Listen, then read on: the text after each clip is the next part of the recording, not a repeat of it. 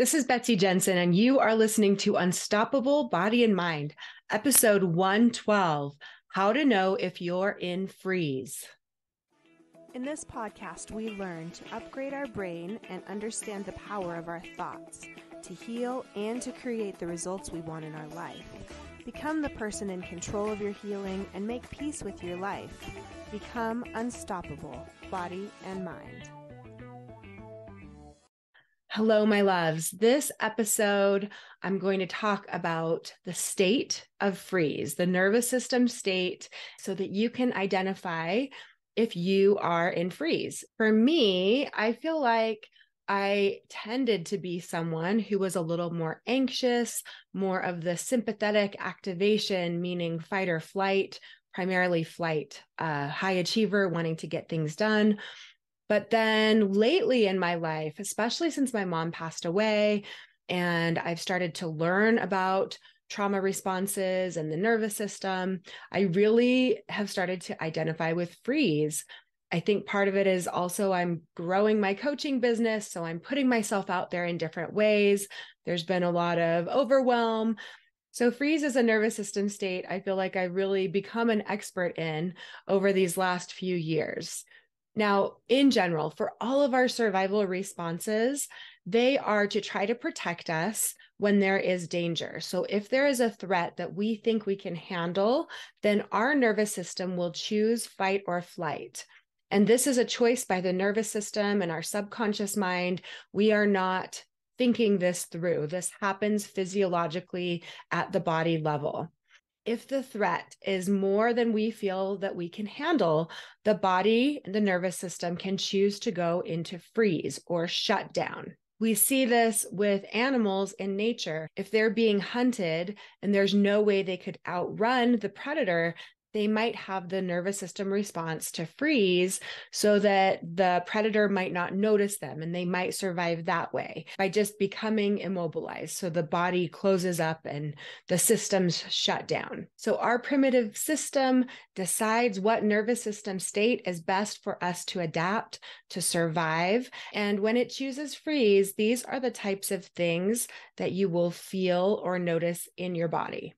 Your head can feel spacey or foggy, unable to think clearly. You could forget details or feel disoriented. You could feel blank or checked out, forgetting where you're going or losing track of time, continually feeling exhausted or numb, no energy, feeling overwhelmed, feeling like you're on autopilot or disconnection, feeling lifeless, with a flat affect. Think of The Walking Dead. You're immobilized or feeling collapsed, dissociated, emptiness, trapped, hopelessness, helplessness, burnt out, depression, isolation, feeling like you can't defend yourself or say no, wanting to hide and numb out. This is where shame is. So feeling ashamed and like something is wrong with you. Feeling abandoned or unwanted or not good enough. It may show up as the silent treatment or giving up quickly when you're trying to advocate for your needs. You could see difficulty taking actions or making decisions, procrastinating, fear of achieving or trying new things. And you still could be highly functional in a functional freeze state where you're a hard worker, an overachiever, performing well, just feeling numb on the inside, like you're watching yourself in your life, but not experiencing it.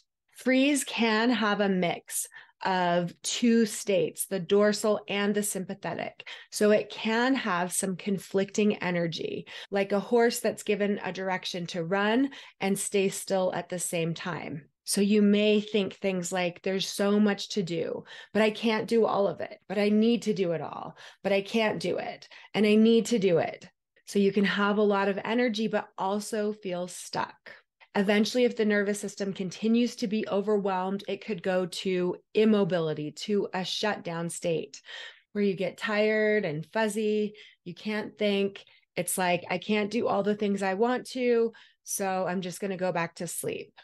And the more you try to get unstuck, the more stuck you may feel. I have experienced this so much, as I said, with growing my business. It's crazy to me. Now I can watch all that's happening.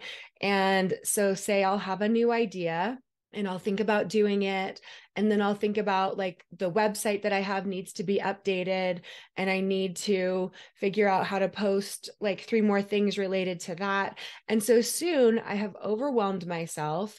I get very tired and I have this chaotic feeling in my brain. So I feel like, maybe I should just rest, take a nap, distract for a little while, go get a cup of coffee. And so I literally create freeze in myself, thinking of something that I need to do. And then all of these things that my brain thinks I have to do first, or that also need to be done. And soon I actually feel tired and overwhelmed and can't do anything. And that, again, is the protective nature of freeze, to keep you from doing something where you could get hurt, right? So it's this quote unquote safety reaction, but it's keeping you immobilized. If you feel like you're swimming upstream of a major current to get things done, then you're probably in freeze. The other thing to notice is that when you are in freeze, you will tell a story of how bad things are in all of the areas of your life. I call it the freeze goggles. So when you have the freeze goggles on, it's like everything you're looking at just seems kind of dreary and hopeless and bad. So I had an example where I was getting coached and I was telling my coach, how I was bad in all the areas, not a great mom, horrible coach, every example I could think of where things weren't going how I wanted. And we talked about my yoga class, and I had 10 people that night in yoga, which is usually what I would want, 10 people or more. And I still told her, yeah, but I teach the same thing all the time. It's probably so boring for them. It's not creative. I bet they hate it.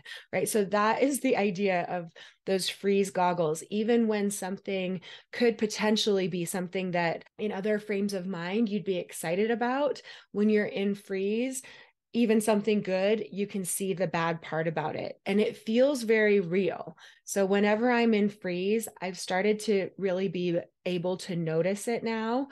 And then I'm better able to just remind myself, like, okay, this feels real, but it's not as bad as it seems. And there are several other specific strategies for coming out of freeze. So the story you would tell if you were in freeze is you're hopeless, you're stuck, you're powerless, because this state immobilizes the nervous system. That's what it's designed to do. When you're chronically in freeze, you can have a low capacity for emotion and connection. You will often find yourself in situations where you feel trapped, unheard, or helpless. And until you start to notice and recognize what's going on with freeze for you, and supporting the nervous system to regulate it, you'll continue to have these same patterns. Physiologically, the way that freeze affects your body is by decreasing the heart rate, decreasing the blood pressure and temperature, decreasing your muscle tone and facial expressions and eye contact. There's decreased social behavior, sexual function, and decreased immunity. And there's increased fatigue, brain fog, and focus on the body sensations. There's also increased fuel storage. So you could have the best diet in the world, but if you're in freeze, your digestion is not going to work properly, and you will be more likely to hang on to the food as storage because your nervous system is in the survival state of freeze. What I experienced is something I see oftentimes with my clients, is that they were more on the activation side, the high achievers, doing things with a lot of frenetic energy earlier in their lives, and then maybe have moved more into this freeze and overwhelm state as they've gotten older or had kids or had more stressors in their lives. So you may feel like you go into and out of freeze, or you may feel like you're predominantly in freeze and stuck in freeze. So with this podcast, I wanted to just help you get an understanding of what freeze feels like so that you can make sense of what's going on with your body, with your physiology, and how to move out of it. So for coming out of freeze, I'm actually doing a workshop. I'll have a link in the show notes, but it's coming out tomorrow. So go ahead and click on that link if you want to be involved live or have access to the replays. A special workshop all about coming out of freeze. I'll have some other workshops available this week as well. If you register, they'll also come with an exclusive coaching call with me to answer all of your questions on Friday, March 31st. So if you're listening when this comes out, go ahead and click on the show notes, or if it's after, you can always find the replays there as well. All right, you guys, have a great week. Bye. Thank you so much for listening. I hope you learned a little bit about your brain today that helps you in your life like it helped me. Please be sure and subscribe and leave a review. And of course, be sure and share this podcast with someone you know that wants an unstoppable body and mind.